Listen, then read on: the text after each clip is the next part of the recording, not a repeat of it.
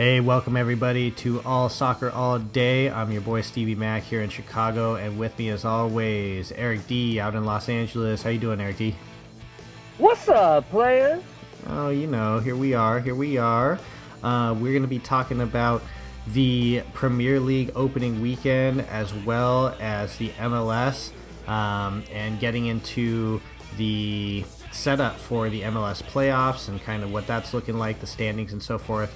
Now, again, just as format for today, I want everyone to know that we're just going to be touching base on the more major matches in both these leagues. So we're not going to be spending time on every single match, just some of the more prominent headlines, I suppose. Do you have anything to add to that, Erik D? No, sir. Ready to get stuck in. All right, let's do this. We're going to start off by just thanking you so much for joining us. And please go and subscribe. You can visit our website, allsoccerallday.com. You can always go onto any of the places that you find podcasts. Let's see, Stitcher, Spotify, Google Play, iTunes, of course. So all these places that you can find any other podcast, you can find us and tune in also. So please hop on there, subscribe, and if you would, please give us a 5-star rating. You know, it only takes a couple seconds, and it really helps us out a lot. If you want to be super awesome and extra cool, then you can check us out on Patreon. Support us there, patreon.com/allsoccerallday. We really appreciate it. It allows us to get this content out. So, moving forward, a couple more things before we start our news and notes.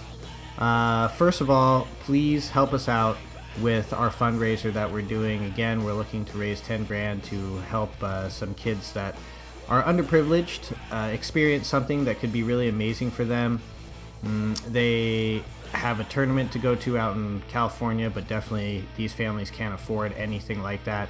We'd like to get them new kits. We'd like to get them flown out there, take care of their meals and their lodging and all this stuff, and really let them have a exciting experience through the beautiful game.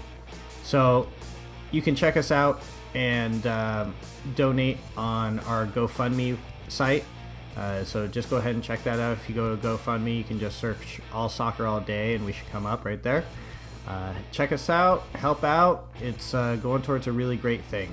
So other than that, we are going to get into our news and notes first, and we're going to go over some of the transfers. There wasn't, there's always quite a few transfers, especially now at this time where the transfer windows are starting to close down and so forth. So a couple of things that we're going to talk about is, the first one is going to be regarding some of our teams in the Premier League, of course. And the first transfer that we're going to be talking about is going to be Yerry Mina going from Barcelona to Everton. Yerry Mina made quite a splash in the World Cup for Colombia. Big defender. This kid's 23 years old. He's 6'4", 165 pounds at 75 kilograms. It's a big kid.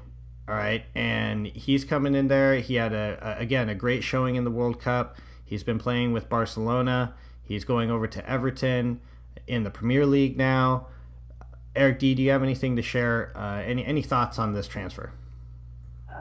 Yeah. What is his age? What's his favorite type of ice cream? What? I'm just kidding. I don't know about the ice cream, man. Just kidding. I just like the stats you brought out. Yeah. No, it's I think we had talked about this previous. I'm feeling a sense of deja vu.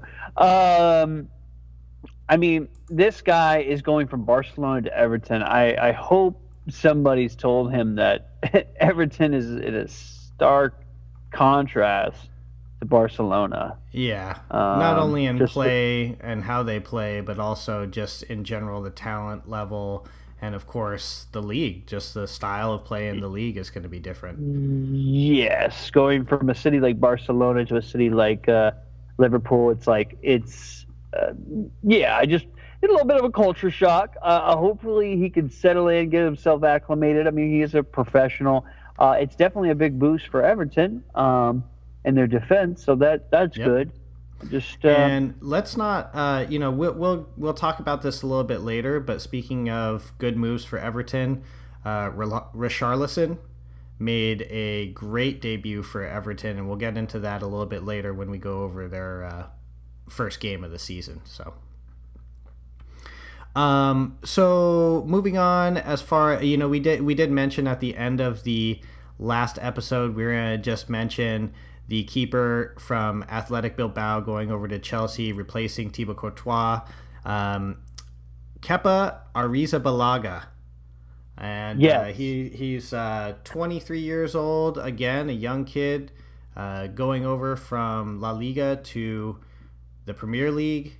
And a couple things I was just reading up on him. Apparently, he's very vocal on the field. He has no problem getting in there, has no hesitations, telling everyone what he needs, where he needs them to be, and all that. So it sounds like he's really trying to step into the bigger role, going from La Liga at Athletic Bilbao over to Chelsea. What do you think? Yeah, it's big shoes to fill for him. He had a good start. It seems like a good debut. I'm going to rate it as an incomplete right now. Definitely something to keep an eye out on as the season progresses here. Yeah, we'll see how he does in the Premier League. Absolutely. Okay, so anything else in particular that you have to touch on as far as transfers in the English Premier League, Eric D? No, but I do have something that is in the Championship. Does that qualify? Yeah, absolutely. Yeah. No, it's for our American-centric fans, listeners out there. Jeff Cameron looks like he's set to leave Stoke. No word on where he's possibly going to be going. I would take it he's not going to a Premier League team, as I believe Premier League teams cannot take any more transfers as the window is closed. So I guess that means he's going somewhere else, and who knows? Maybe he's coming back to MLS. Yeah, maybe. Something interesting to see. Yeah, we'll have to keep an eye on where he ends up. Yeah, I'm not sure if the MLS window is open, but I believe it is. But yeah, we'll have to keep an eye on that. All right, absolutely. Okay, well, we are very, very excited to get into our very first week of the 2018-2019 season of the English Premier League. If you missed our the first week of the Premier League, then we're very sad for you. And we hope that you really get on that, because, this is, in my opinion and a lot of people's opinion, this is the best league in Europe. Again, La Liga always has that argument for it, and that's something we can get into another time. But this is what you want to see. If you're just getting into soccer or anything like that, hopefully you saw the World Cup, because obviously, again, a lot of people are talking about that as the best World Cup of all time. And now the English Premier League is starting, and everyone needs to be up on this if you're a soccer fan. So the first thing that we're going to get into is our very first game of this season. This game took place on Friday, August 10th, and this was Manchester United taking on Leicester City. Why don't you go ahead and take us through a little bit of this, Eric D, as the opener for the Premier League season? Action got off to an early start as Pogba converted a penalty, I believe, in the 3rd minute. I'm just pulling up my information here now. I apologize, a little delayed. And so that was definitely a good start for Manchester United. As I had said before in our last episode, they needed to come out to a good start. I mean, they're at home, new season, new campaign. These are the kind of matches you need to win. I mean, Leicester City's no pushover, as they just won the league a few seasons ago, but it's definitely a good start for Man U as they're looking to compete with Manchester City and Liverpool and all the other title contenders. And then what can we say about Luke Shaw's goal? What do you? I mean, Well, Luke Shaw's goal was absolutely nasty. I mean, this is yeah, his first goal with the senior team, and it was all skill all day. Absolutely. So his yeah, first touch is just amazing. And just the fact that he was able to get a shot on goal was so impressive. And you would think that from that angle, theoretically there should really be no way that thing's going in, but it really kind of caught the keeper off guard. He pops it up with his left foot, gets around the defender, and then goes up with a volley basically on the bounce and puts it low. And that's, I think, really what messed the keeper up. It would seem like if someone's going for a volley at that height, it's going to come, and if anything, it's going up. But he was able to get over the ball and drive it hard down into the ground and thus past the keeper. So very, very impressive. Great skill, and what a debut goal, right? As far as yeah, being on the senior team. What a feeling that's got to be, because that definitely has a stake for the best goal of week one, I think. I mean, I'm not saying it is, but I'm telling you that as far as skill-wise goes, yeah, that's going to be a hard one to beat. So yeah. pretty Great impressive. technique. Just to kind of go over this last part, Vardy gets his goal. He comes on the pitch and just basically gets a lucky bounce off the post. It comes right back to him. He's able to head it in and Yeah, gets one back. This goal was in stoppage time, 92 garbage minutes. time. Yeah, so by this time, it was 2-0 in stoppage time. Jamie Vardy gets that lucky bounce, and that pretty much wraps up the match. So, as you were saying, great start for Manchester United in some ways, meaning they got the 3 points. But I have to say, I wasn't super convinced that Manchester United was in any sort of a groove. They didn't really look Yeah, like they had a whole lot of chemistry as they were going. And yeah. also, Alexis Sanchez was, I mean, he was dispossessed many, many times in this game. I forget how many, but it was pretty brutal. Well, if you ask any Arsenal supporter, they would tell you they've seen that movie before. Yeah, yeah, That's one of the knocks on Alexis Sanchez is that he tends to hold on to the ball too long, yeah, and he's trying to do too much. And it's I don't want to throw too much shade at Sanchez, but this is what happens when you see a player that he's trying to do more than he's necessarily capable of. Like, you need to yeah, play your role, do your thing, do it well. And sometimes it's like, I think some players, they look at certain other players, like let's say Messi and Ronaldo, and they're like, oh, I could be as good as them. Watch. And it's like, no, dude, not everyone can be as good as them. right. You're still a good player, but you're not Yeah. that. Yeah, I think he's a great player. Obviously he has got some mad skill, but just as you were saying, holding on to the ball a little bit too long and trying to dribble out of situations where he should just find an easy pass and lay it off if he needs to. And he's he's trying to make plays, and to a point you can kind of respect that, but we've been talking recently in regards to Darwin Quintero from the MLS in Minnesota. He's got the same kind of thing where he's just taking too many touches on the ball and he gets dispossessed, and he's got wide open passes that he could have taken many times and he doesn't take them, and thus losing the ball. So tough, but at the same time, Man U again comes out with that win, 2-1. So yeah, I mean, what are you looking for moving forward with Man U in their next game? Do you think there's going to be a change in style of play? I mean, I guess Marcus Rashford got the start and Lukaku came on. I mean, Lukaku's got to start getting some starting time. Yeah, that was definitely a role reversal there. I don't know. Jose Mourinho, I feel like in some ways has lost a little bit of his touch. His magic has kind of worn off. I think he just doesn't have that, that special one quality to him. I don't know. It's just not. something seems off at Manchester United. Right. To a certain degree, Manchester United teams in the past, I mean, they would have stomped on a team like Leicester City. So, Yeah.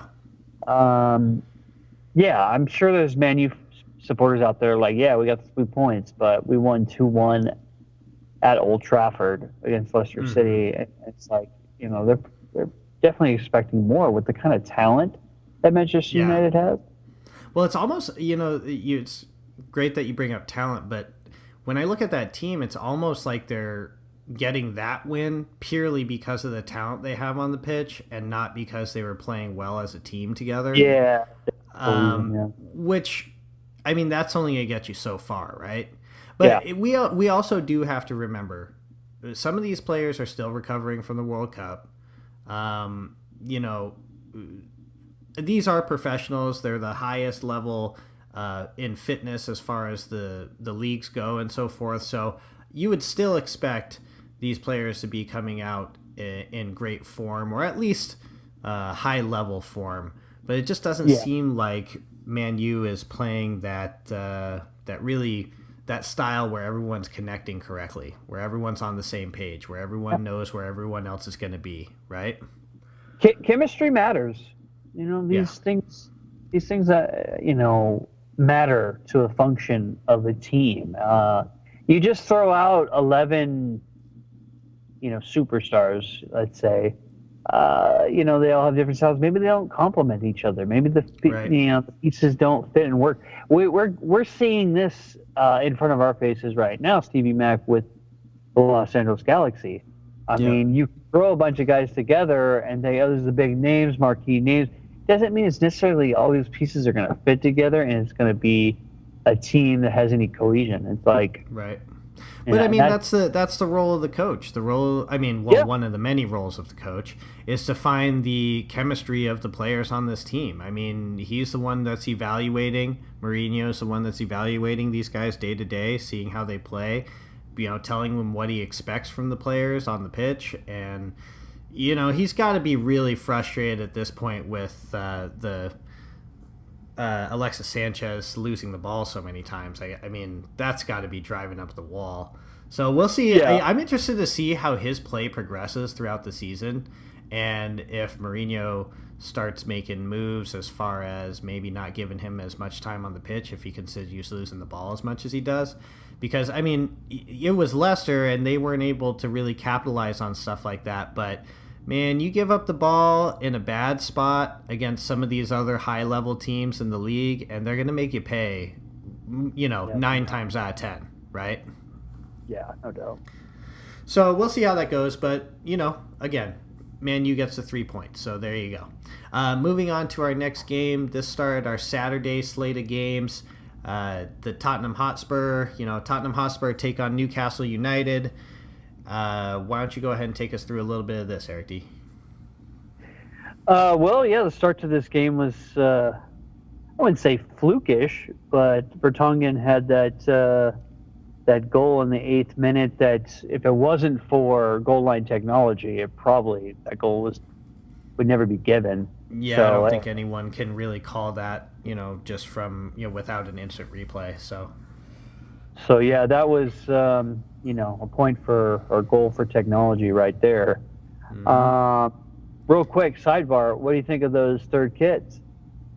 Yeah, I mean, I'm not a big fan of the color scheme. We were talking about this a little bit before, but I am digging the fact that they got the map of North London on there. That's pretty cool, man. It's like they're really showing some pride where they come from, and that's pretty awesome.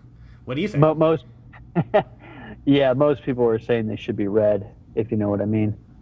Uh, But it does, that North London derby up there. It's pretty intense. yep. I like I'm probably the same with you. The color scheme's interesting. I don't know about the teal there, but I do like the idea of the city map imprint on the top. It's something different, Yeah. I think with your third kit, you got to take some chances, be bold. That's the Yeah. thing with these clubs. bringing out jerseys every season now. I'm just like, man, Yeah. it's getting harder Oh, and can harder. I put on record though? I do want to put on record that I think Manchester United's kits are absolutely gross. They're disgusting. I think they're super ugly. Like this whole like tapered bottom of the kit going into black shorts thing. I don't know, man. I can't.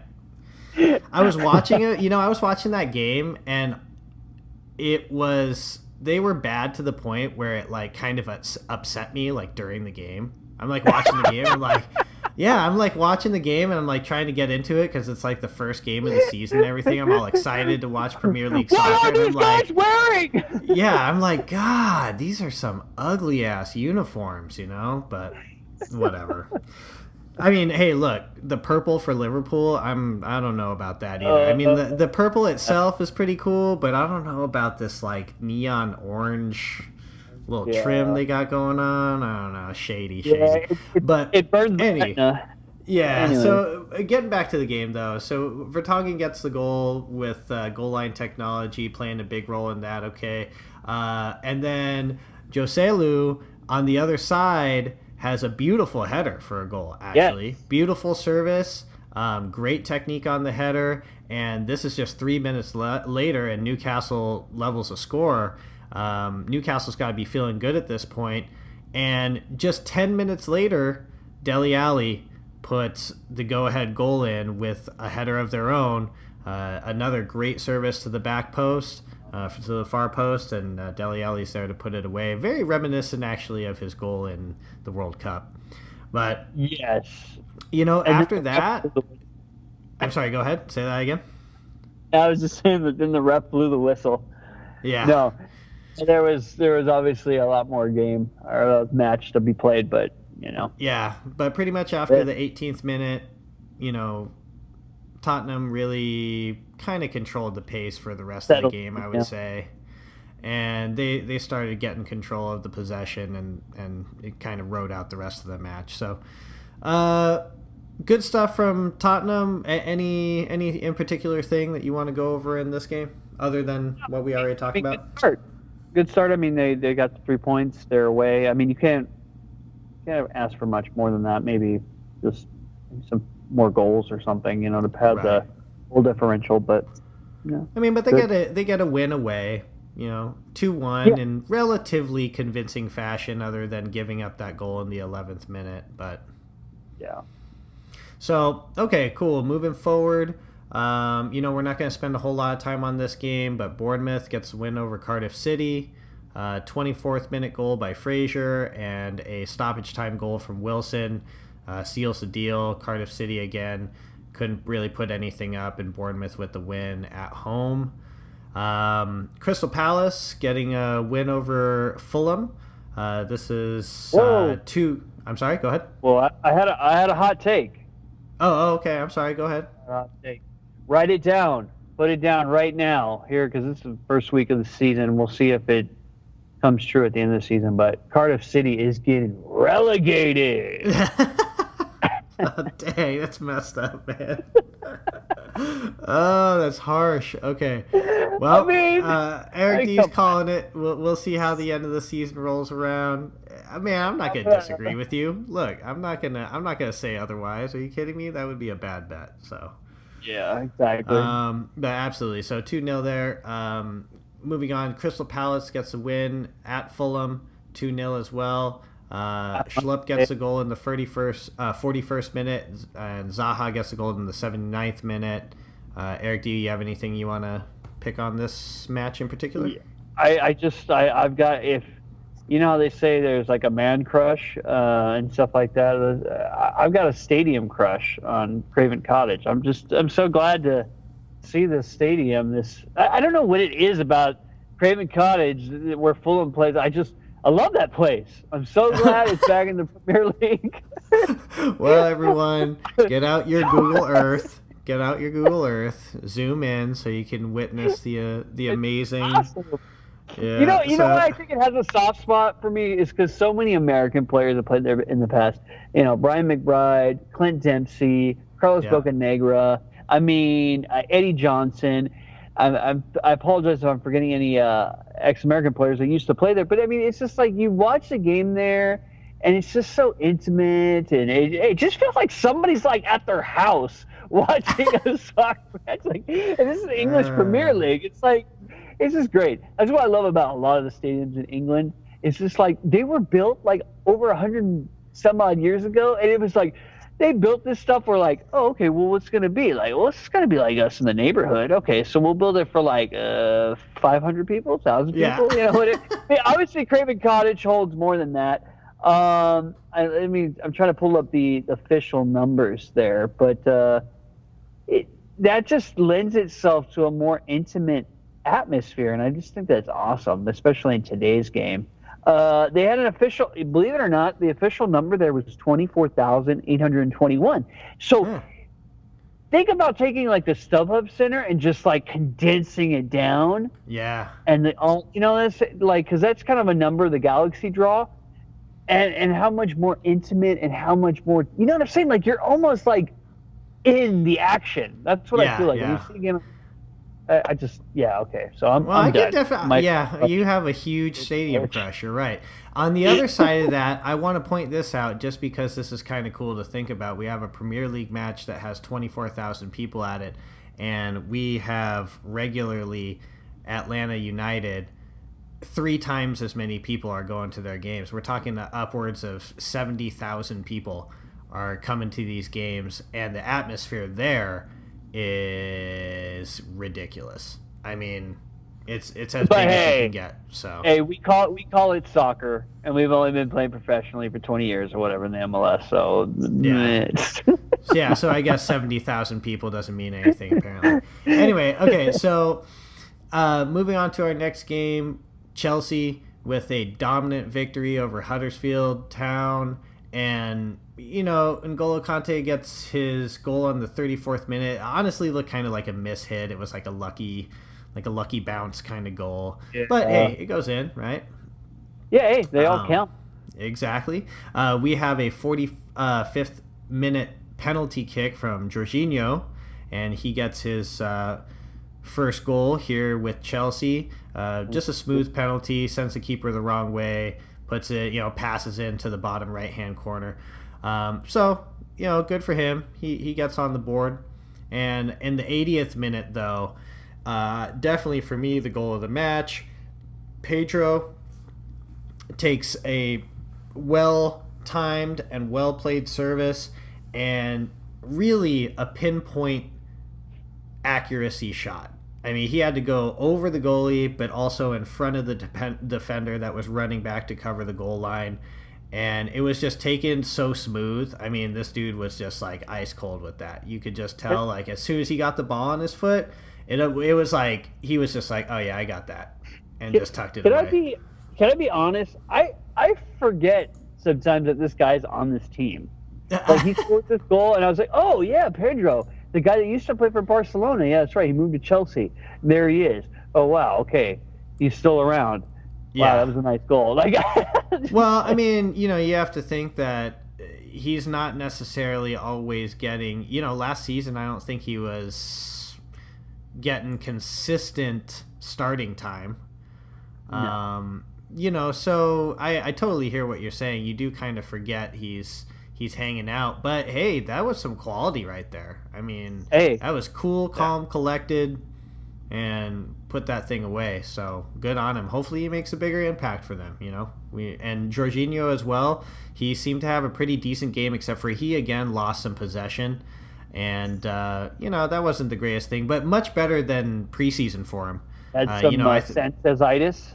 Yeah, just a little bit, but not as terrible as it was during the preseason. In the preseason, we definitely saw him losing a lot more possession. That's no good, but it was preseason, so whatever, doesn't matter. If Chelsea's winning 3-0, then we're good to go. I'm trademarking that.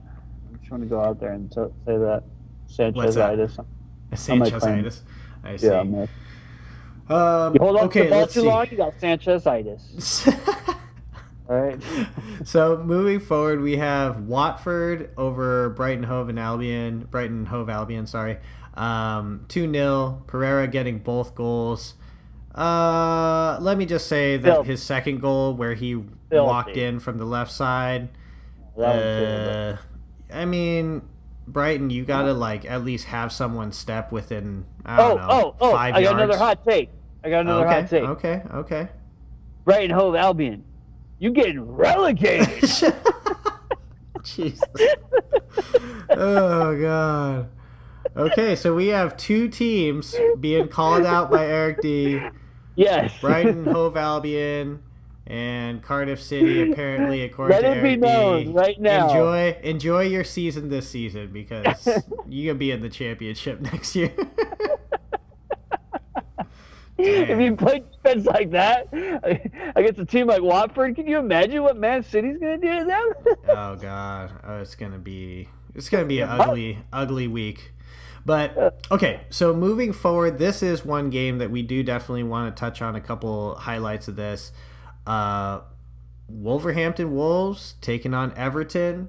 There's a couple, there's a debut of Richarlison for Everton, and it was a pretty exciting game, I gotta say. It ended up 2-2 as a draw, but there was a lot of good action. It was back and forth. Controversy. Controversy as well. We'll talk about that red card here in a minute, that straight red. But go ahead and take us through a little bit of this game, Eric D, and some of the things that you saw out of this. It was wet. A lot of rain. Wolves playing at home, making their return to the Premier League in a few seasons. Playing Everton side that was definitely playing well, especially after going a man down. Wolves had to fight back to get a point out of this game, as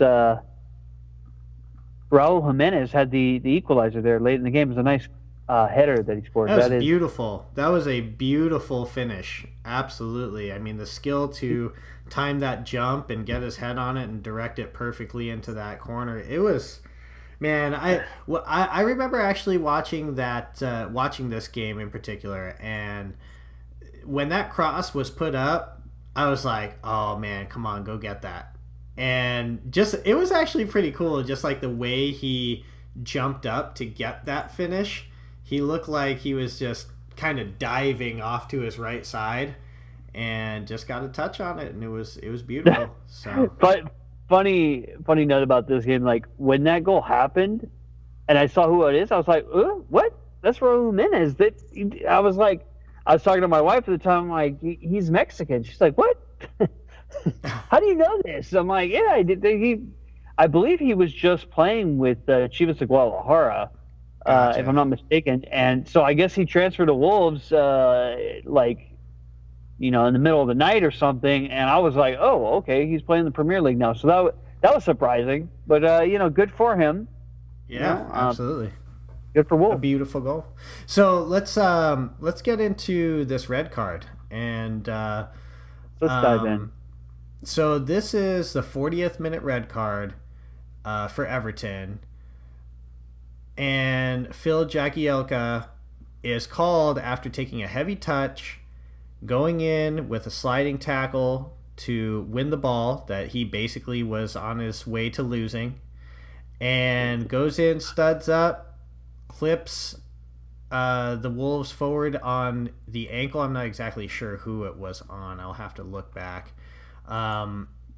But give me some thoughts on this. I mean, how do you feel about this red card? Do you think it was a little bit off as far as the call goes? Do you think it was fair? I mean, what do you think? Yeah, I've kind of gone. Initially, I thought to myself when I saw it, I thought, oh man, that's harsh. I don't think that's a red card.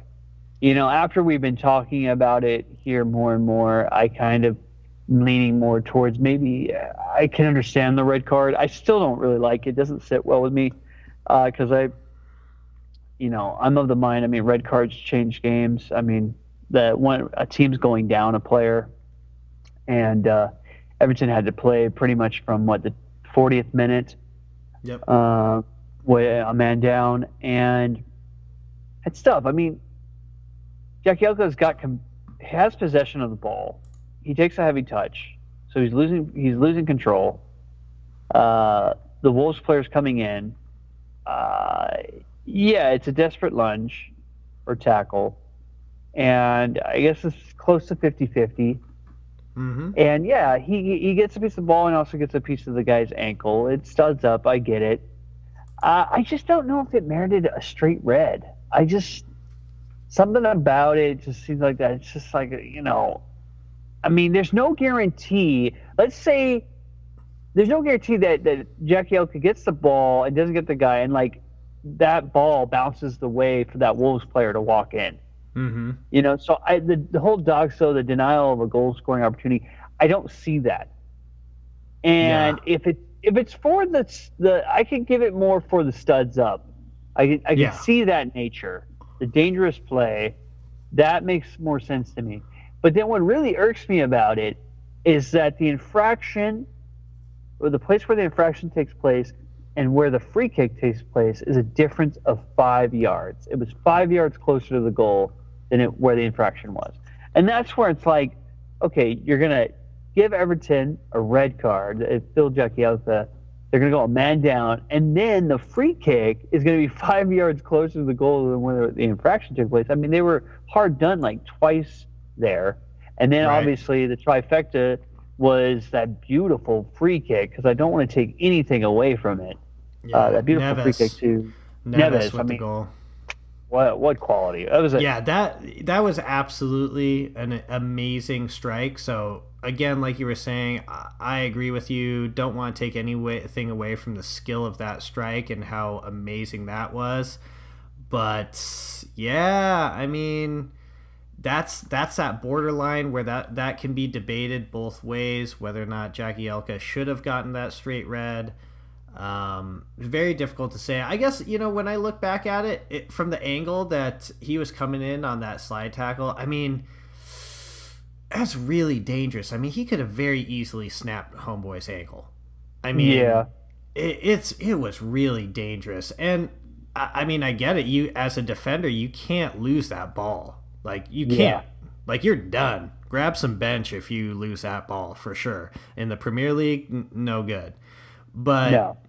I mean, so I understand where he was coming from and what he was trying to do. I totally agree with you. You got to place the ball in the right spot. I mean, as you put it a little while ago when we were talking before the show, in this day and age, there's absolutely no excuse for the ball to be placed where the infraction took place. Yeah. And, given those extra 5 yards, it's actually a huge advantage. I mean, just anything closer creates different angles. It creates, obviously, the time to react on something like that is cut down. And it's actually quite a large advantage. That being said, you still got to have the skill to be able to hit the ball perfectly the way he does. So, hey, there you go. But 5 more yards out, who knows? Maybe that totally changes it. And maybe, if he would have had the same strike 5 yards out, Pickford's got that.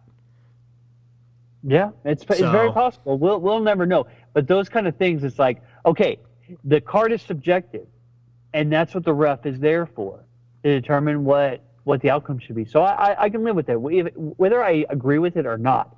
But Right. Come on, the spot of the infraction, that's black and white.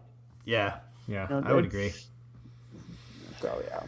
Very good, very good. Okay, so this leads us in to Sunday's games. The first game that took place in the morning was quite a wipeout. Oh, by the way, Richardson, Yep, he definitely was beasting for Everton, no doubt. oh, yeah, Richarlison, he was absolutely on point. Why did I say Yeah, Richardson? It I looks don't like know. Richardson, but it's Richardson. It could be, but it's Richarlison. Richarlison, he look, first of all, his first goal, extreme awareness. I mean, this guy's the cross is coming in from the corner, and all kinds of guys are in the box. The ball falls right to his feet, but he has the awareness to pick his head up, hit that ball right into the net. And so, great on him. His second goal, though, was absolute class. His second goal was just absolutely nasty. And being able to pick out that shot and being able to have the skill to be able to put that away. And he was like he was chilling while he did it too, which is what made it so nasty. Like the way he was gliding with the ball, it just looked classy, you know. So yeah, absolutely, big Definitely ups for was. him. Big ups, big ups. Okay, so again, going on to our Sunday games. The first game took place in the morning. Liverpool 4-0 over West Ham. I mean, yes, obviously everyone knows that one of Mane's goals was offside. Clearly, you can see that. But apparently, VAR has no place in the Premier League, whatever. Okay, and then So far Mo for you. Salah, they're also talking for Mo Salah, him possibly being offside as well. I haven't really gone back and looked at that too much, frankly, because even without those 2 goals, they still would have won 2-0 in pretty convincing, dominating fashion. Eric D, what do you have to say about this game? What do you think for Liverpool on their debut game? What's going on in your head? A lot, to be honest. As a Liverpool supporter, you're happy, obviously. I mean, you can't ask for a better start. You get the 3 points. You're at home. You shut out. You get 4 goals. You're at the top of the table. Hey, we're moving on to next week. Is there always things you can improve on? Yes. But this is as close to a domination or a dominating performance as you can ask for. West Ham was like nowhere on the field practically. It almost, I mean, I was kind of bored, to be honest with you, because when games are so dominant for one side or the other, it's just like you're not watching a competition. You're watching a scrimmage in a way, because it's like one team is clearly better than the other, and the other team just going through the motions. They're just like, well, hey guys, man, when's gonna blow the whistle? I'm ready to get out of here. Yeah. You know, it's just like, I don't know. I mean, how did you see it? I think good win. Yeah, win, I mean, you got the 3 points, like you said, dominant performance. If you're a Liverpool fan, you're very happy. I mean, but as far as entertainment value of the game, yeah. I mean, if you're a hardcore Liverpool fan, you're excited because, yay, we looked really good. But, I mean, you're playing West Ham. And, and it just, I see where you're coming from. Although, go ahead. No, I was just going to say, I don't know what Chicharito's doing with his look these days. He's got like a goatee, and his hair looks like it's like tipped, because now the blonde hair is obviously his boots are going. Yeah, well, he's probably going through some nervous breakdowns over there. So he's probably like, "What am I doing on this team?" Yeah, I don't know, man. Well, Sorry. I will say, Daniel Sturridge, hey, first touch on the ball, gets his goal in the 88th minute. Back, baby. The dance is back. I know you can't see move right now. I'm doing my best Daniel Sturridge goal celebration. So good stuff for Liverpool overall. Again, you could debate the Mo Salah offside all you want. Take the point away from Mane for being offside clearly. But Mane's first goal, great skill, good job there, and overall, again, just dominant performance from Liverpool. So good stuff. Moving forward, Southampton, Burnley 0-0. Okay, great. And then also moving forward, our last game of the what? Sorry, till next week, Southampton and Burnley. We'll talk about you. Yeah. Joe Hart got the start. Debut for Burnley. Okay, next. Yeah, exactly. Okay, next. Man City taking on Arsenal. Everyone's talking about this is Arsenal's new debut, new era. 2-0. Man City with the victory. I mean, what did you see? What did you see from Arsenal? Did you see anything different? I mean, we kind of talked about this a little bit before, but I mean, what do you think? Did we lose all our listeners in the Southampton area and Burnley? No, I think they would. Hopefully, they're honest and they can agree that it was not what you want. So, Arsenal, Man City. This is going to sound really simplistic, Man City, Man City looked like Man City, and Arsenal looked like Arsenal. Yeah, man. You know what? There was a, I don't remember who it was, so forgive me for not giving you the credit that you deserve, but one of the commentators uh, after the game said something along the lines of, I'm paraphrasing here, but, you know, everyone's expecting this new era and this new look Arsenal, and with Unai Emery and all this, coming in and implementing this different style of play, we're hoping to see like a more aggressive style. But yeah, I mean, it's still the same players. That's the thing, and it's not that these players can't learn a new philosophy and implement that, but I mean, like you said, it still just looked like Arsenal. Yeah, they were kind of, just going through the motions. I mean, they didn't, obviously Man City did dominate them necessarily like Liverpool dominated West Ham, and Arsenal's a much better side than West Ham. Okay, Arsenal fans, hold on to your butts there. But what I'm trying to get to is that Arsenal, that cutting edge, that difference, whatever it is that Arsenal needs to just turn a match on its head, especially if they're going up against competition like Man City, and they're going to go up against the title contenders and they're trying to do something. They don't have it. I just don't see it. Right. And I mean, Arsenal is, I don't know what their objective is going to be this season. I guess, top four, get qualification for Champions League. I mean, I believe, they're not in Europe this season, if I'm not mistaken, and so they can just focus on domestic competitions. And yeah, it's, I don't know, not a good start for them, and it's tough. It only gets, they open against Man City and then they have to go play Chelsea next week. It's like, yep. Doesn't get any easier, and not until they see Cardiff City. Oh, sorry, that's some shade, but Yeah. I do have to say, unfortunate for Mesut Ozil, he had a pretty bad game. It looks like he has a little bit of a hangover when it comes to the World Cup. I don't know if he's still feeling a little bummed out about what went down. But you got to also remember, there's a lot of political drama and all that stuff going on. I mean, this guy retired from the German national team basically under political tensions, so it's like, yeah.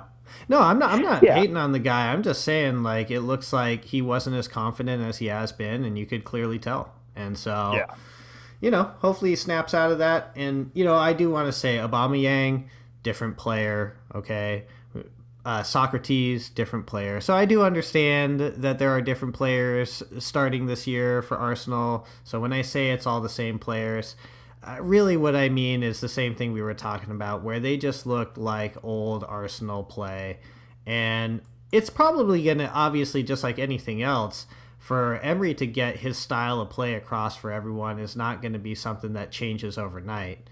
Arsenal has obviously the history with Arsene Wenger there. That's, changing that style of play that's been there for that long, it's got to take time to evolve. So I don't want to really say anything too badly about Arsenal yet, because honestly, I'm very interested to see how they develop over the course of the season and how they find their chemistry and they come together. So we'll see how it goes. But hey, look, Lacazette, Aubameyang up top, those are two nasty strikers, man. Yeah. So. Yeah, and you're definitely going to want to. You expect more, but yeah, they fell flat, and you can't take anything away from Man City. Sterling and Silva's strikes, clinical. Sterling was Man City too quick. The business-like win. Yeah, absolutely. Yeah, Sterling was too quick. There was no ways the defenders were getting near him, and Bernardo Silva, man, that goal, the technique on that strike.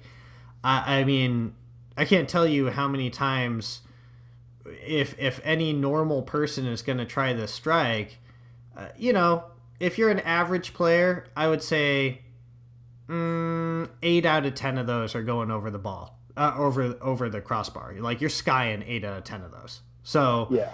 to take the technique to just beautifully put that home with pace, I mean, it's a great strike. It's a great strike. I mean, it's kind of. I was just gonna say, it's, in a way, it should be expected for these top level guys to make that. So no doubt, but I'm just telling you, like, for mere mortals, for us that are, not anything close to that level. I mean, you're skying those all day because it takes some good technique to be able to put that away. What we're trying to say is the professionals make it look easy. Very easy.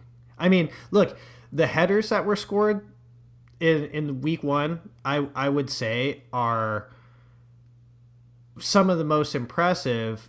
I should say they're extremely impressive, although, as you said, the professionals make it look easy. But again, go try any of those headers. Do try this at home and see how you do. Yeah, do try it at home. Let us know how it goes. But I'm telling you, these strikes are not easy, and definitely for me, Jimenez, hey, I think he wins for header of the week. So yeah, I can't argue that. Nice stuff. Okay, so we are going to get into just a few highlights now. I'm sorry, just wrapping up here. I just want to ask you, Eric D, do you have anything else that you want to put in on the Premier League Matchday 1? No, just, I mean, I think it kind of went as expected. No real surprises. Right. As you were, in a way. Right. Eager to see what Matchday 2 brings. Are we going to preview any of those matches real quick? Yeah, absolutely. We'll preview those right after we talk a couple games in Major League Soccer. We'll just go back. We'll talk about Matchday 2, give a couple quick predictions before we wrap it up, okay? So let's move into the MLS now. We're going to go over... I'm sorry, go ahead. That was my intro to MLS. Yeah. Okay, so we're going back to August 11th. We are talking about... Please stay. Don't go. There's still more show. Yeah, absolutely. Don't leave yet. We're going to be talking about the Premier League again here in a minute, but soccer's good. Stick with us for a minute. There's... I will say when we get to the goal by Wayne Rooney, I do want to talk a little bit about when we get to that, which we're going to here in a minute. But when we get to that, we definitely have to discuss the trolling and the hating on the MLS that kind of came from a lot of this. Pretty much, I mean, we'll get to it in a minute. Anyway, so we're going to, again, just kind of touch on more highlight games, and we're going to briefly brush over some of the games that were a little bit less impactful from the week.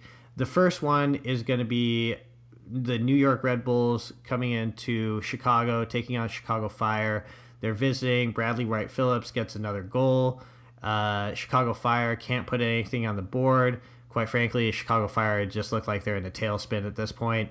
And they look like a dumpster fire. They're the Chicago right, okay. Dumpster Fire. Yeah. So Eric D has to throw that one out there for all of us here in Chicago. So if you could go ahead and maybe put that dumpster fire out and do something with yourself, that'd be nice. You can send your hate mail to Los Angeles. Yes. So anyway, moving forward, I mean, nothing real huge to talk about there. Basically, New York Red Bulls gets 3 points, puts them in a pretty good position on the tables in the East, and the Chicago Fire again fall. The next match we're going to talk about, this one is going to be a little bit more in-depth. We're talking about the LA Galaxy taking on Minnesota United at the StubHub Center. This game ends in a 2-2 draw. And Eric D, why don't you take us through a little bit of this, a little bit of the disappointment if you're a Galaxy fan, a little bit of the positive stuff if you're from Minnesota. What do you think? I mean, I don't know. This is agony. It's just like, I feel like, you know how you're watching like a car crash or something, can't keep your eyes off of it. Like, it's just, that's what I feel like sometimes when I'm watching the Galaxy. Like, I'm watching and I kind of already know what's going to happen, and I'm watching anyways. And it's, I mean, they're at home. Alessandrini gets him off to a great start. It's Yep. the first goal. I mean, he's always beasting. But Beautiful yeah, pass from Ibra, by the way. Beautiful pass. Beautiful setup. yeah, Beautiful timing. But yeah, exactly. And it's like we get a lead, and it's like, yo, let's do something with it. And then of course we can't hold on to it. In the 65th minute, Boxall gets in bodied off one of our side. This is Siani. I don't know it's who. Siani. Yeah, Yeah, he beat yeah, Siani to the ball again. yeah. Because we're not winning headers. Okay, we Yeah. don't practice winning headers. It's like, yo, just crossing the box. You gotta open header. If you can put it on frame, you're probably gonna score. You're good to go. Yeah.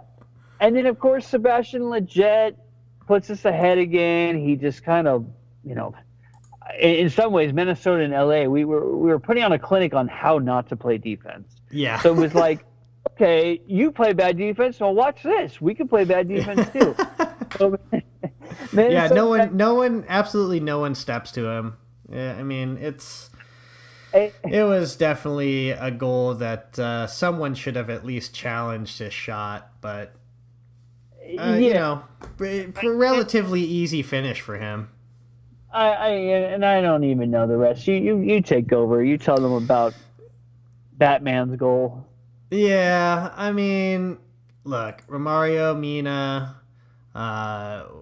We have a goal later in the 84th minute, and this is where you're talking about the heartbreak, and this seems something that is relatively consistent here.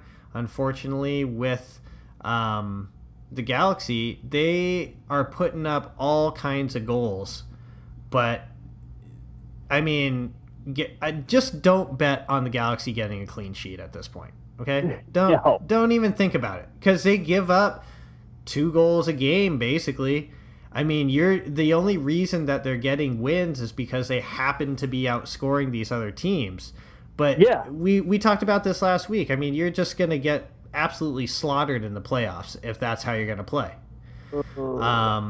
So that's not looking good. I will say one little thing about this. Again, there's an argument at the end of the match for Ibrahimovic getting a penalty, and I go back and I watch this, and look, I don't think it was a penalty. I mean, yeah, he takes a little bump in the back, but quite frankly, he's trying to sell it. He goes down.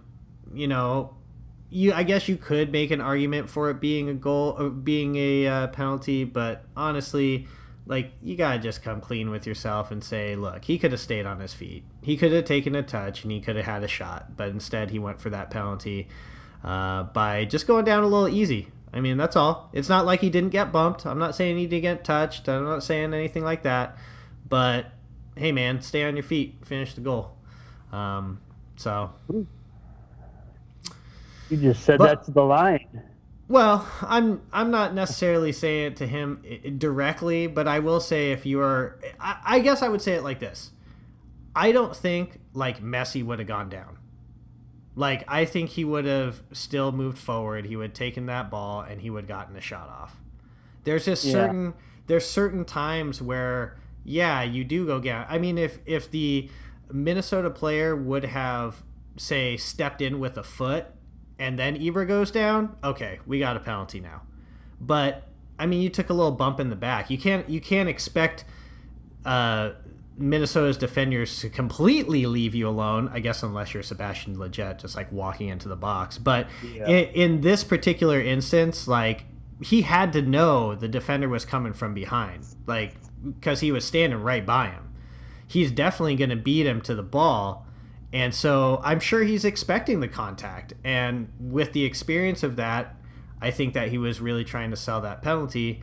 And so on one hand, I will say, hey, gamesmanship, cool. If he would have got it, great. But he didn't. And so we end with a 2-2 draw and another disappointing draw for the Galaxy. I mean, you mentioned this last week, but it was basically a draw that felt like a loss for the Galaxy and a draw that felt like a win for Minnesota. Yeah. That's not good enough, man. Not good enough. Yeah. Not if you're a Galaxy fan, that's for sure. No, You're no. very excited if you're from Minnesota because you at least walked it out of there with a Yeah. point with a late goal. So Very true. okay, moving forward, briefly touching over this, Columbus Crew getting a 1-0 victory over Houston Dynamo. Giassi Zardes with the stoppage time goal.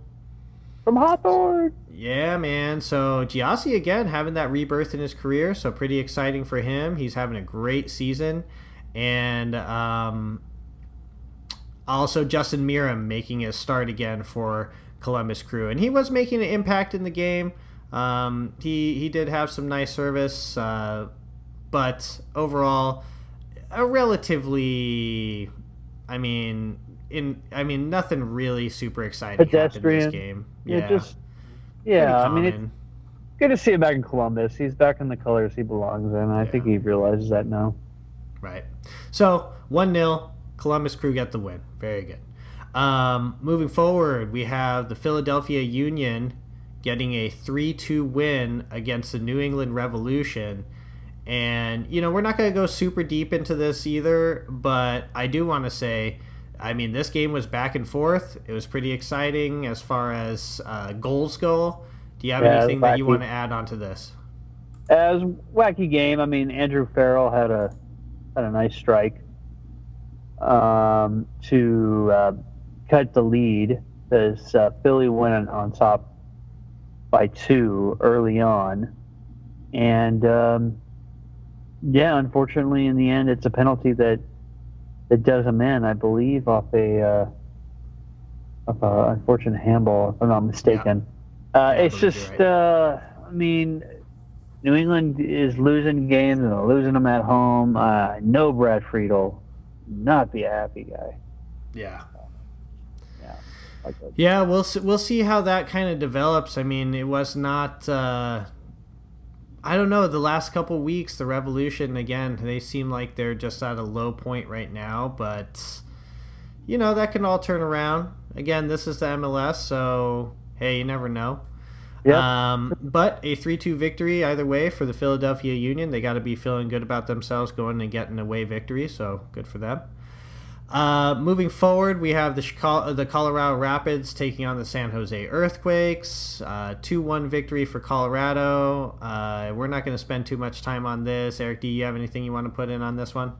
Wait, why is that? Because you don't think San Jose is worthy of talking about for an extended period of time? No, they have 16 points. Look,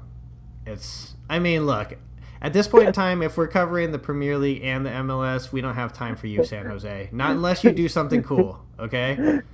Sorry, Dang. we're gonna come across so biased. 2 Galaxy supporters throwing a lot of shade. Oh man, you got 16 points.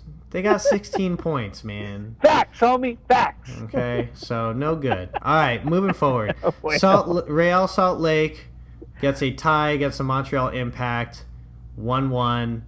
Again, this game we had a 26-minute penalty from Joao Plata, and we have a tying goal in the 55th minute from Raitala. Again, relatively pedestrian game. I gotta say, just as always, we are big supporters of United States soccer. We love the MLS. We love following the U.S. national team. The U.S. Is something that we believe should be a powerhouse in the world of soccer. I truly believe that. And we're eventually going to get there, I believe, and I hope that by 2026, when the World Cup is here in North America, that we are a dominant side. So excited about that. Yeah, I know. It's going to be fun. It's going to be fun to talk about that moving forward. But, look, not every game is going to be exciting. Look, we have the Premier League and we have Southampton and Burnley, okay? So, second just had a double dip, huh? Yeah, so just all I'm saying is, and we'll say this again at the end as always, but just don't hate, okay? Like, if you don't want to watch it one game, totally get it. Just watch the highlights real quick, okay? That's all you need to do. But, okay, so 1-1, Real Salt Lake, Montreal Impact Tie game. Great. Moving on. Sporting Kansas City, though, getting the win in LAFC. It's LAFC's first home loss. Why don't you take us through a little bit of this game, Erik D? Sporting Kansas City came out looking pretty good. They got their first goal there in the 17th minute. Fernandez had that goal, and Illy Sanchez had the penalty in the 66 minutes. And, it was a business-like performance from Sporting Kansas City. They went in on the road at a place that nobody has been able to win this season. And, they were able to take it to LAFC. I mean, it's LAFC is kind of, I feel like they're sliding a little bit. I think we have talked about this before. Right. Yeah. And there's no need to panic per se, but they're hitting that wall, let's say. Right. They're it's like, okay, it's about to get serious here. The grind. Their defense better get organized just like every other team that's looking to make a run in the playoffs. I mean, they are looking like they're falling apart a little bit in the back. Gerso's goal, I mean, there's no way he should have been that wide open when he's just walking into the box, and that's an easy finish, So, yeah, LAFC, although they're an exciting side offensively, I guess it's like this. When you're playing at the highest levels in soccer, I'm not saying MLS is the highest level, whatever. If you're playing as a professional, all right, even as a professional at the high, these high levels, you can't be expecting to win because your team is going to put up 3 and 4 goals per game. Like, you can't do that. It's just no way, because there's no team that's putting up, an average of 4 goals a game. It's not happening. At some point in time, your defense has to make a stand. They have to get organized. They have to play with cohesion and chemistry. Otherwise, you're going to be giving up these easy goals like Gerso just walking in, or you're going to be getting beat to headers left and right like the Galaxy are right now. Otherwise, you turn into the San Jose Earthquakes? Is that what you're saying? Yeah, I mean, basically. Dang.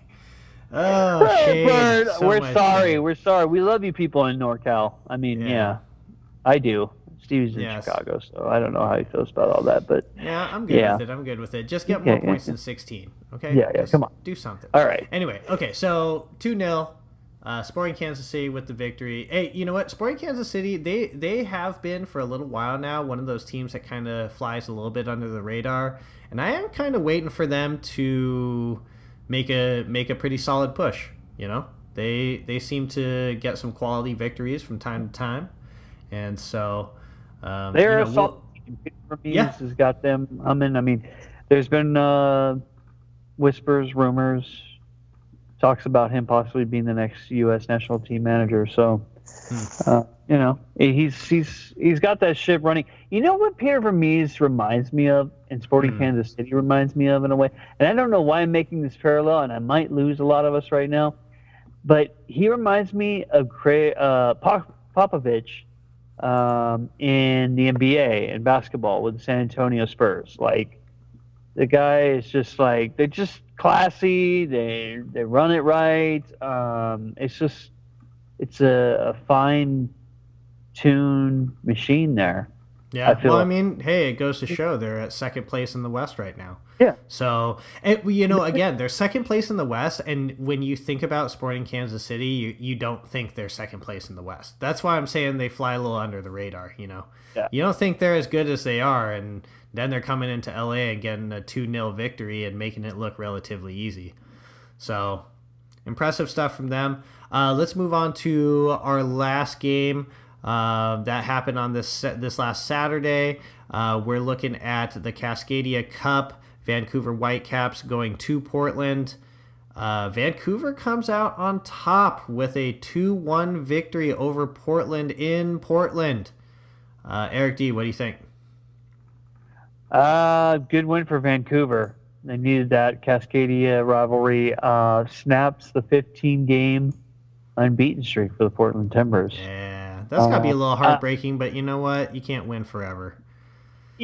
Yeah, I mean, But to lose to Vancouver in the Cascadia Cup, that's yeah, at home, it adds a little yeah. extra. And by the way, what are you doing out so far on this first goal Oh, from Kai yeah. Kamara? What's going Yeah, on, yeah, yeah, Chief? yeah, yeah. Oh my gosh, I can't I think of mean, his name. you misjudged that one just a little bit there, buddy.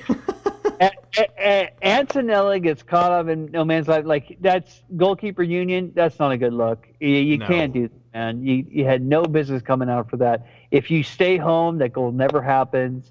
But yeah, I mean, Diego Valeri missed a penalty Yep. as well. So it's like I think Portland only has themselves to blame Yeah. for dropping points and losing at home. But hey, Vancouver took full advantage. Yeah. I absolutely agree with you. I do think that Portland definitely should have at least leveled this game. They should have at least come Yeah, away with 1 point, and they should have been undefeated in this one. But look, again, even being one of Portland's top stars, Valeri misses a penalty kick. I mean, look, the best in the world miss a penalty kick from time to time. So, hey, you miss one, it's not the end of the world. However, again, a little bit of heartbreak there for Portland to lose at were you home against surprised that Vancouver. they let him take the second one? No, no, no, I wasn't.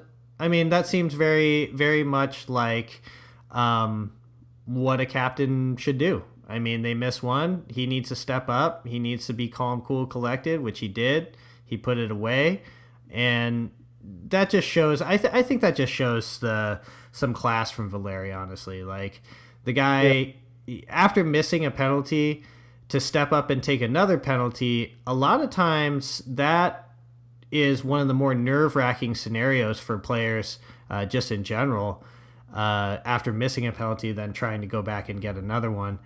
yeah, I mean, this guy again. He is a professional. This guy is one of the best players in Portland, if not the best player in Portland.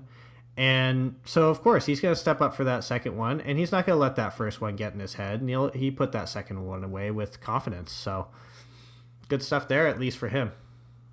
yeah, no doubt. So, very good. That wraps up the Saturday. We're moving on to Sunday's games. The first game that we're looking at is NYCFC going to Toronto against Toronto FC. And hey, David Villa's back. He gets a Yes, 15-minute sir. goal. Yay! It's a lucky bounce that comes right to him. But hey, you can't expect David Villa to miss from that distance. He's got too much quality. This is still Yeah, a very, very top level. He's a top level striker still, in my opinion. I mean, he's a little bit on the backside of his career, I suppose some would say, but I mean, the guy is still absolutely a beast. So Tajuri Shradi also, he gets a brace in this game, and that's going to give NYCFC the victory. And let's briefly touch on. Oh yeah, by the way, Giovinco, he seems like he's back in some pretty great form right now. Also, I believe he's scored 4 goals in his last 4 games. So, with someone like Giovinco coming into form, if he can have the other players around him kind of raise to his level, again, Toronto's not going to be any joke in this home stretch of the last, I guess, third of the season. If Giovinco starts to get rolling, Toronto can be a dangerous team. Although, if you're Josie Altidore and you're kicking people straight up in the knees and you're getting a straight red card for like obvious reasons, like for that's being just not petulant. smart, man. Yeah, like what's going on there, Eric? Do you like what's happening? Josie, my dude, like, bro, you look like a little kid throwing a tantrum there. Like, I Yeah, mean, you can't kick out at your opponent like that in a professional game like that and think you're going to get away with that. Not in yeah, today's game. Like yeah, so to get a straight red in the 10th minute to put your team at that kind of disadvantage for 80 minutes plus, like man, it's not yeah. good. No, Like, you can't I be can't doing that. excuse it. I can't excuse it. I'm not going to apologize for Josie. It's flat out, bro. You got to cut that out. It can't happen. Just can't Yeah, happen. Not man. a player of your quality, of your Totally level. agreed. It really puts it really, again, like you were saying, it really puts Toronto in a bad spot. They're already struggling down at the bottom of the table, and they're trying to get into form where they can make a late push in the season. And to do something like that is just, sorry, Josie, you're my boy too. I love you, man. I hope the best for you, but that was some JV stuff right there, man. You just can't be Yeah. going out and kicking people in the knees. So, I mean, from behind too, like after the ball's out of play, like what? Yeah, like I Um, know what provoked it, but it was still. It's just like, bro, you can't do that. You know, you're gonna get caught and you're gonna yeah, get straight red. It's just think of the consequences. But yeah, yeah, man, he just kind of lost the plot there. yep, agreed. Okay, so we are going to then move on to the Seattle Sounders taking on FC Dallas. 2-1 victory for Seattle. And you know what? You mentioned this in our last show. Everyone better be careful in the west of Seattle. You better be looking out because they just put themselves in striking distance of Real Salt Lake and that red line. The top 6 teams, in case you don't follow the MLS, and hopefully you do start following the MLS because it's a lot of fun. The top 6 teams in each conference. Yeah, this is also very different from world football. In the U.S., we have 2 conferences. We have the Eastern Conference and we have the Western Conference. It's a very American thing to do. And in the Eastern Conference, we have 11 teams. The Western Conference, we have 12. More teams are going to be coming on, of course, Cincinnati, Miami. I'm sure there's plans for Yeah, expansion in the future. big But old party. yeah, so the way it works here in the U.S., you get the top 6 teams from each conference. Okay, so in the Western Conference right now, Seattle's in 8th place with 32 points. Real Salt Lake is in 6th place, which is where you need to get, with 35 points. So they're within striking distance, and they have a game in hand. So, Seattle's starting to make that push like we were talking about, and FC Dallas, again, continuing to slide, and their top table position in the Western Conference is in danger. I mean, Sporting Kansas City is now within striking distance of them as well to put themselves at first place or at least tie it up. They both have played 23 games right now. So right now, FC Dallas has 42 points and Sporting Kansas City with 39. So FC Dallas, you're sliding a little bit. If you want to keep that top spot, then you need to start making some plays there, get it together. One thing about the playoffs in the U.S., just really quick with the MLS. So the way it works is the top 2 teams get a bye. So they get to go to the next round, while the bottom 4 teams, 3rd through 6th place, have to play basically what we call a wild card game. And so they play these games to be able to go to the semifinal round, and which the top 2 teams already get a bye. So you get basically an extra week to rest. So it is a huge advantage in a lot of ways to have that 1 and 2 spot. So FC Dallas, if they continue sliding this way and lose their 1st or 2nd place position, that gives them that extra grind. That's those extra games you got to play in order to get to the final. So basically what I'm saying is you really want to be in the top 6. And then on top of that, if you're in the top 6 and you have a shot at it, you want to be in the top 2 because that just gives you that extra time to rest. Erik, what are your thoughts about this game? Seattle, FC Dallas. Part of me is surprised that FC Dallas is at top of the West. Yeah.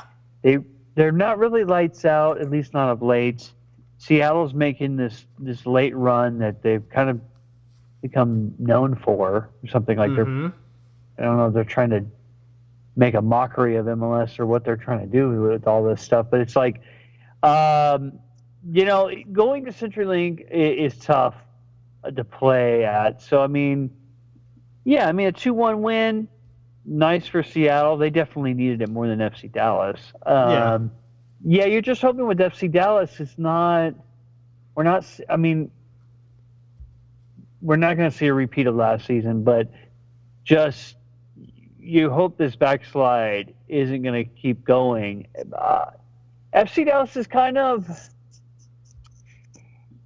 like they're capable of going on a good run and getting some good results, but then they could just totally undo it by just going flat.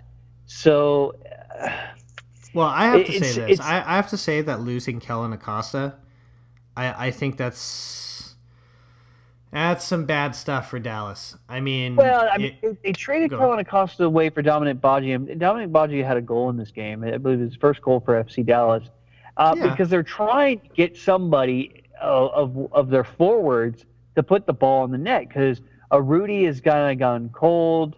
I don't even know if Coleman's still on the team. I guess he is. This guy's like couldn't hit the broadside of a barn. Sorry, Coleman, but it's kind of what it is. I mean, you're not producing, so it's like they needed somebody, and that's what it was. I mean, that was the chip they gave away for Baji, but could it be their undoing in the end? The real issue here is that Mauro Diaz is gone, right. and he was the straw that stirred the drink for them. Yeah, So. absolutely. I think you're absolutely right, and I think they are definitely missing a lot more than they thought they would. So, Yeah. okay, so going into our final game, this was the one with the controversy going down. So much to Orlando unpack. City taking on DC United in DC. I mean, Have they put Will Johnson under witness protection? I don't know, man. But why don't you go ahead and take us through a little bit of this game, and then let's get into this final play that is right now. It's plastered all over the internet. In case you haven't seen it, just go ahead and look up DC United Wayne Rooney. Game-winning assist or something like that. And I'm sure you'll if you see type it. in Wayne Rooney or DC United Wayne Rooney, it's going to come up. Yeah, that'll be But like the first thing there. okay, first I'd be remiss to not mention Acosta. The guy had a hat trick. Props to him. I mean, he single-handedly. Smallest guy on the field. Yeah, he's smallest guy in the field. I think he's. I don't know if he's the smallest guy in MLS. That might be Chichera in Vancouver, and then there's Plata in Real Salt Lake. But one of the Emma Boateng too. He's pretty small. yeah, there's a few like really small guys in the MLS, but yeah, he's one of them, and he basically single-handedly gets the 3 points here in a lot of ways for DC United. But yeah, not much going on. Kind of a sleepy match. Acosta gets the first goal in the 45th minute, and then I didn't see this, but Olstead had an own goal in the 50th minute to give Orlando the equalizing goal. Christian was red carded in the 57th minute, so that obviously didn't help Orlando's causes. And Acosta puts them back up ahead in the 64th minute, and a beautiful assist by Assad there. I mean, if I can just mention, Atlanta United misses Emil Hassad greatly. Yes. But and then I mean Dom Dwyer with just a beautiful individual effort, nice little chip, taking nothing away to equalize there. And then towards the end of the match, it's just chaos. I don't. Madness. You want to start madness? I mean, you're gonna start. I'm gonna start. I got a lot to say here. Like I just Okay. Well, let me start with going over the play, and then we'll go into some detail of it. Okay. Okay. So this play starts from a corner kick, and first of all, I do have to point out that David Osted for the DC United he's all the way up for this corner kick. So he comes out of net, goes all the way across, and he's looking for the victory. At this point in time, you're like in the 96th minute, okay? So it's pretty late in the game. This game should be getting blown to full time here in a couple minutes. But anyways, so DC United have a corner kick in the 96th minute, and the corner comes in. They get ahead on the ball, but it's cleared off the line. And there's some stuff in the background we'll talk about in a minute here, but the ball is cleared actually quite beautifully right in the path of Will Johnson, who's chasing this down. And what do you know? Behind that, you see Wayne Rooney sprinting after this play. And at this point in time, it's an empty net. David Osted's out of his net. He's nowhere near right now. So basically, Will Johnson, all he really has to do when he's going to get this ball is he has to chip it over the top, one hit over the top, switching play, and then it's just a straight run to net on whoever from Orlando can get the ball, because the three other closest people to the ball at this point in time are Orlando City players, okay? So we have Will Johnson, who gets to the ball first. He starts dribbling at about half field, and Wayne Rooney catches up and executes. I gotta say, this is like one of the best slide tackles I've ever seen. Honestly, like the effort. First of all, to just sprint to take this down is one thing, but to be able to make a tackle the way he does on Will Johnson, number one, honestly, is like 50%, maybe more like 70% Will Johnson's fault, because he should have gotten rid of the ball in the first place. But for Rooney to make this tackle was like, it's so exciting, actually. So like, even if you're not a fan of either one of these teams, I mean, you watch the hustle that Wayne Rooney puts on, and it is absolutely amazing. So he goes down, gets this beautiful tackle, totally takes out Will Johnson in like glorious fashion, actually. Doesn't hit the ball out, gets back on the ball, starts coming the other direction, and is able to put a diagonal ball across the field. And before you know it, Acosta's on the other end. He heads the ball in.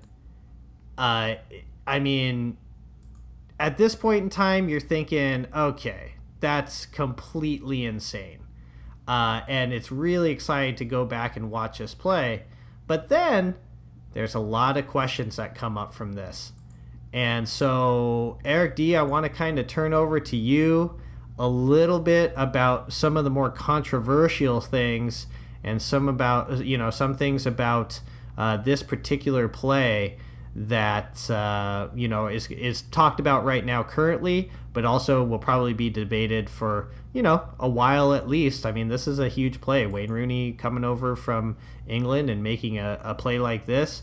I mean, very exciting. So, Erik D., what are some of the more controversial things with this particular play, looking back at it? Well, where to start? There's a lot to unpack here. I guess I'll just go back to the beginning of the play. So after the clearance that puts everybody on this mad dash the other way, caught on the broadcast, or on one of the replays I saw, but wasn't maybe not mentioned on the broadcast, I should say. On one of the replays I saw, it looks like Acosta quite deliberately trips up an Orlando City player. I'm not quite sure who the player was, but as this player was making the beeline going the other way to break out on the counter, Acosta pretty much sticks his leg out and trips him. So that was one less Orlando player. So there. By the way, that is very deliberate. When you look back at the replay, when you're watching this video, just watch in the background and watch for Acosta to just stick out his leg and completely on purpose totally take out an Orlando player. Yeah. So that's number one. Yep. Yeah, that's number one. That's one less Orlando player going the other way. Well, I do want to say that very same Orlando player was the one that got up and still made that run, as was still the one that was wide open on the other side. That if Will Johnson would have chipped that ball over, he would have had just a clean run straight to a completely empty net. But it's interesting to say this, because if he doesn't get tripped, he's in the frame sooner, and maybe Will Johnson makes a better decision. Oh, well, maybe so he's able to make that pass earlier. Yeah, absolutely. It totally affects the play. I was just mentioning. Yeah, exactly. So Yeah, a lot of people were saying like, "What's Osted doing up? It's crazy, straight bonkers." The game it's it was a 2-2 draw at the time.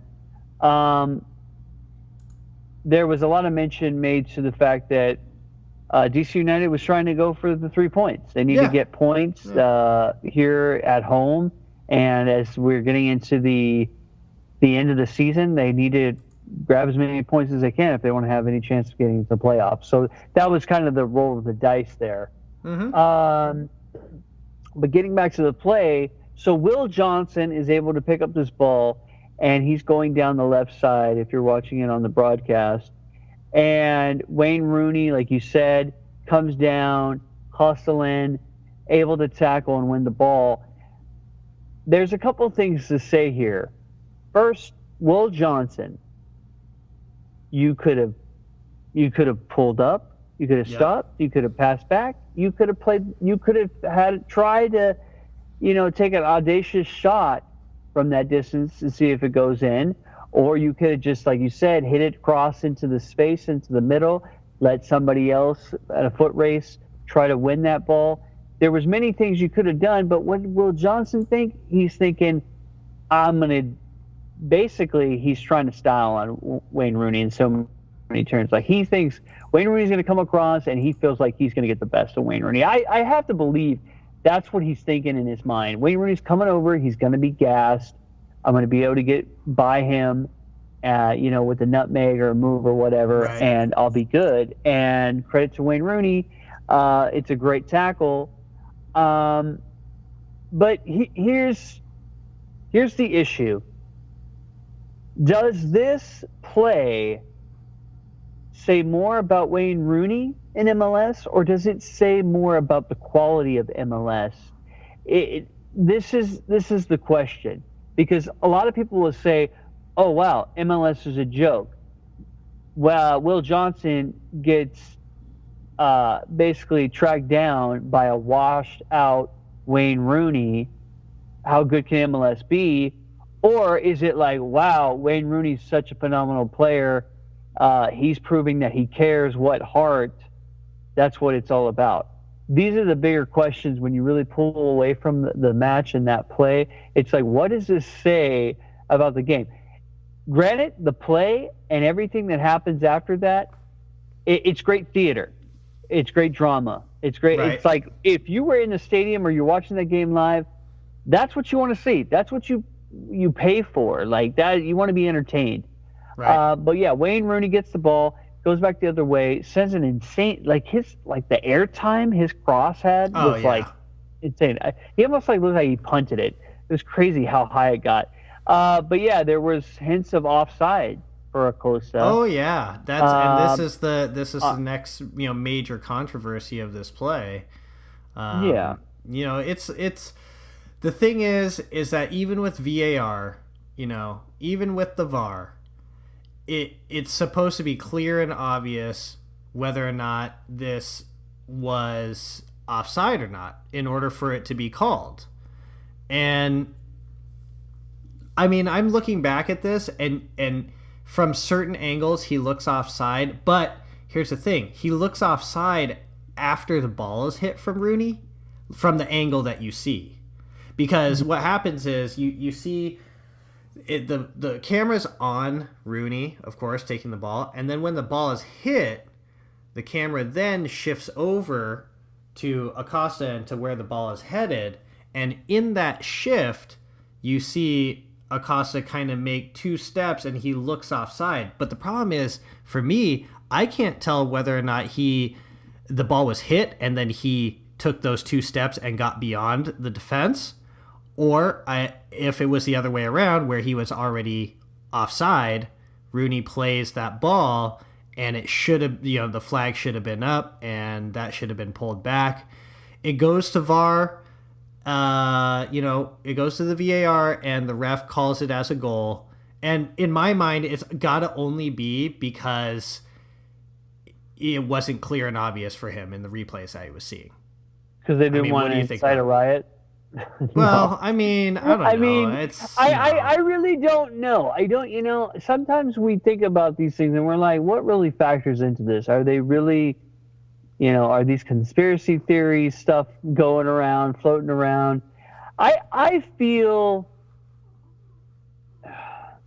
Orlando City players and their supporters are hard done in this match in certain ways, especially here in the end. You got to feel for them. If Acosta's infraction, his foul is called, I mean, it's at the very least a yellow card. I don't know if you get a red card for that.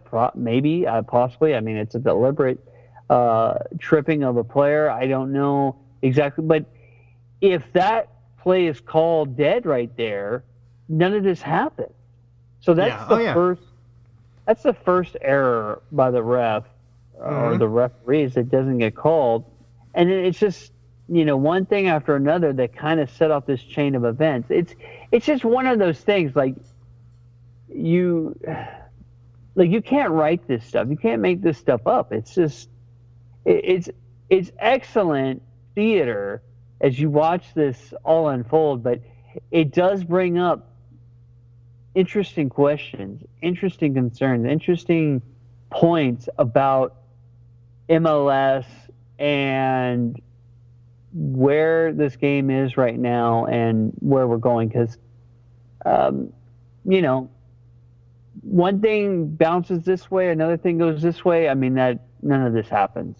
Yeah. So. Well, hey, it went down the way it went down. The books are closed on this match, and Wayne Rooney's incredible sprint, tackle, cross for a victory is going to go down in the books as a victory, just as that. And that's all she wrote. So everyone can argue about it all you want, but 3-2, DC with the win. I want to close by saying this, and I seriously mean this, and I hope that everybody out there will understand. Will Johnson is human too. Of course. So, hopefully Orlando City supporters understand that. I saw there's a lot of vitriol going on Twitter, obviously, for Will Johnson right now. I've been following Will Johnson when he was with Real Salt Lake.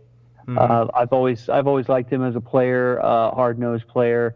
He's done some things recently that haven't painted him in a good light, but it's just unfortunate. I mean, he could have made a better choice, and obviously he would love to do that. And he definitely wants to get that one back because he just plays that ball into space and that game's over. Or like you said, even taking a shot. I mean, at that point in time, who cares? But okay, so just to wrap up this week in MLS. I just want to go over the tables just to finish us up.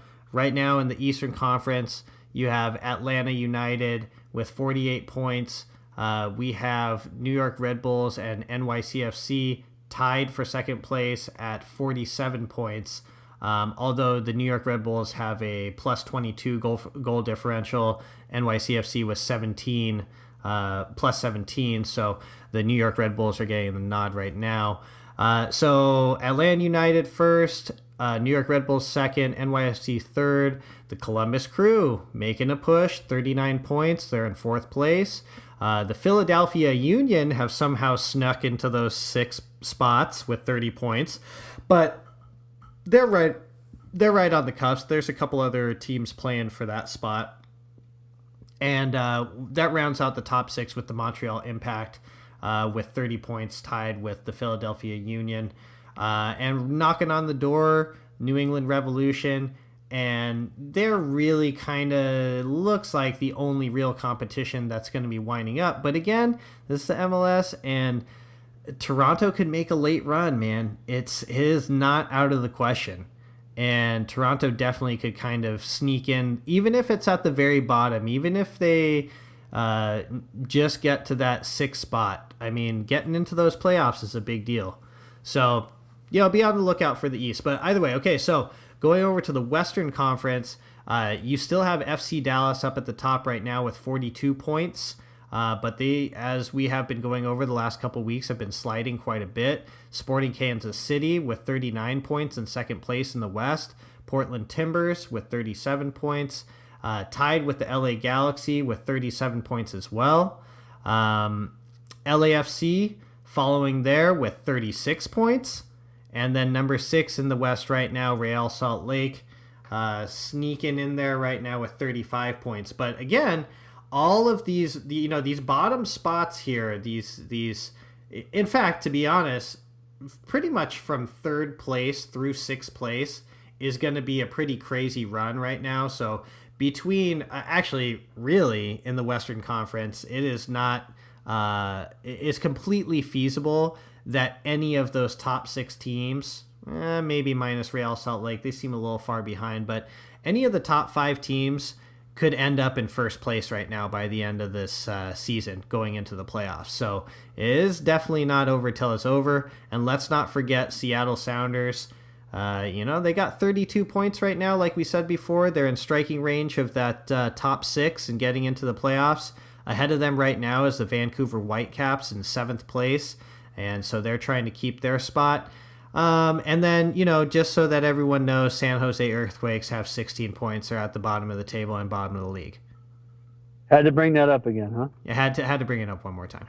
So, the last final thing that I wanted to do tonight, and hopefully you're ready to go through this really quickly. We're not going to take too much more of your time, but we want to go over the fixtures for match day 2 of the Premier League, and we'll just go ahead and let's give some real quick predictions on score lines of what we think we're going to happen in the Premier League for match day 2. Okay, so we'll go in order. First of all, we have Newcastle United taking on Cardiff City.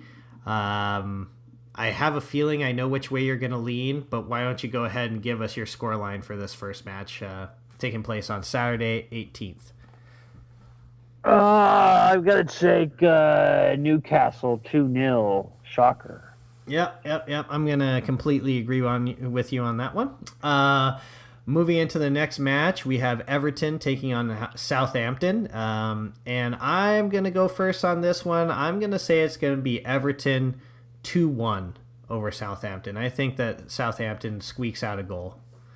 What are your thoughts? I'm going to go with the draw. I'll take a 1-1.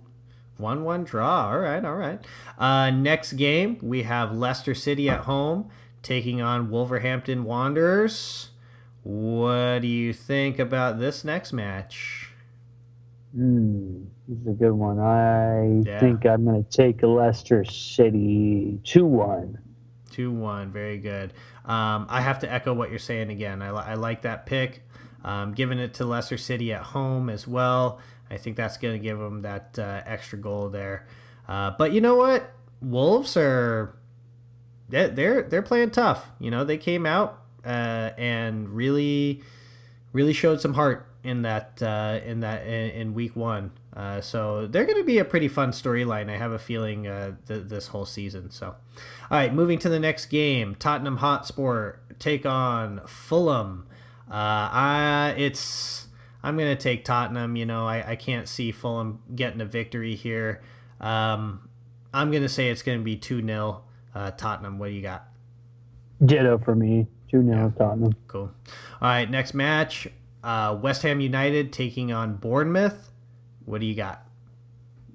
Oh, gosh. Yeah. West Ham didn't show us much in this last match.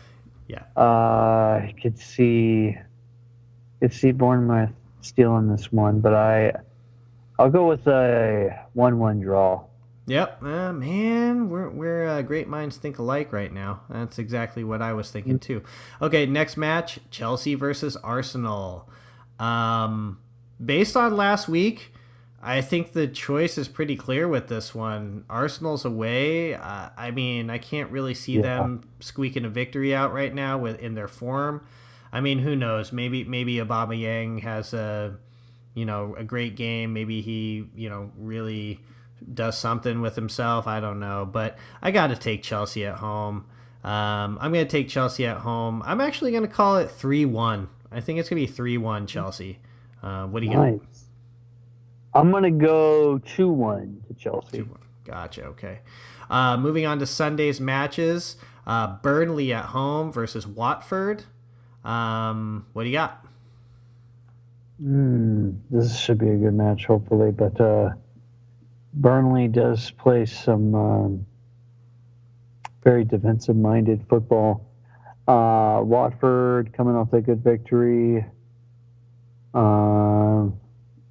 It's tough to call. It feels like it has a draw. Yeah. I'm gonna go. Oh man, I'm gonna go. I guess another 1-1 draw. Okay, just for fun, I'm gonna call it 2-2. Okay. Moving on, the next match is going to be Man City taking on Huddersfield Town.